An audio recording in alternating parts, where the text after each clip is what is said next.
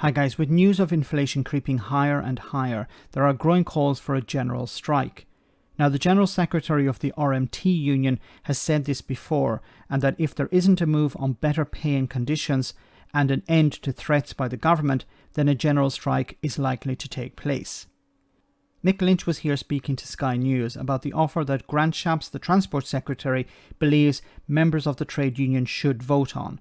But Mick explains how it's actually a terrible deal. Have a listen. Now, a large part of this dispute focuses on pay, and the government say that the pay offer that they've put forward would, they think, be accepted by your members, but you don't want to put that pay deal to your members. Why is that? Now, before we get to hear from Mick, why is it when Grant Shapps is asked to get involved, he says, no, I can't get involved. It's not my job to get involved. But now he's getting involved in a sense. Well, it shows how out of touch the government are. They've made a pay offer for half the people in this dispute. The train operating companies have made no offer on pay, and yesterday he said he was going to make them all redundant. There is an offer on the table from Network Rail, which is 50% of our members. It's a 3-year pay deal at 8%, and that would have to cover next year as well as this year and last year. Inflation this week on the retail price index was 12.3. So if we accepted that pay offer, we would be getting about a quarter of next year's inflation, which is likely to be 15 or 16%. So our members aren't prepared to accept that. But before we even get on to pay, we have to sort out job security, which we haven't done, and we have to work through the modernisation agenda that the companies want, and the changes to terms and conditions. And what they've essentially said across the railway is they want to rip up our contracts, make us sign new contracts, and if we don't want to take those, our members are going to be put out of work. So that's not an atmosphere when you can make an agreement. I had a meeting on Wednesday night with 14,000 RMT members attending it online, and nobody put forward the idea that we should accept what's on the table. We don't. So what is happening here is you have the government who is taking the side of the train companies, and they're saying, there's this deal which is 8% over 3 years. Not 8% per year, it's 8% over 3 years, and it's only to 50% of the workers.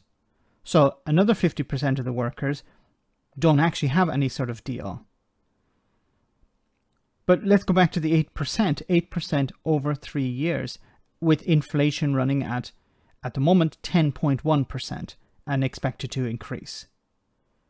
So this is a slap in the face to the workers. But of course, Grant Shapps will say this is a wonderful deal because he's not on the receiving end of it.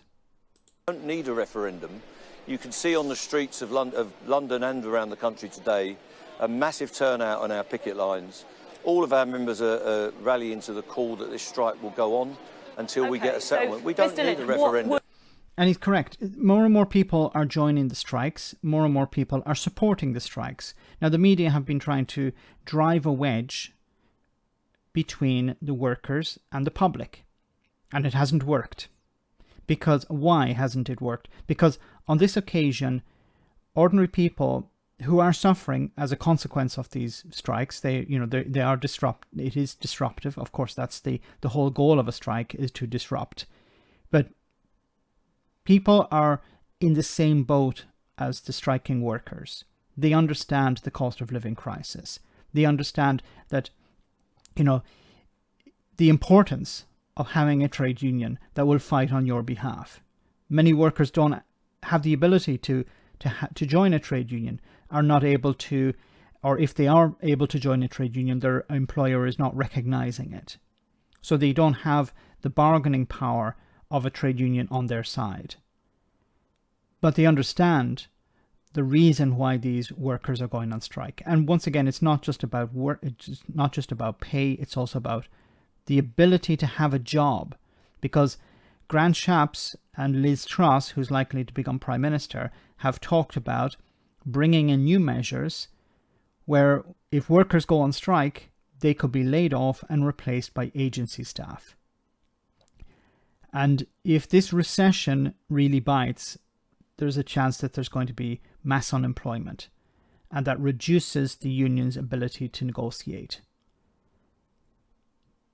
So they're trying to get the best for their workers now, their members now. Let me know in the comment section, guys, what you think about all of this. As always, your comments are greatly appreciated. Thanks a lot.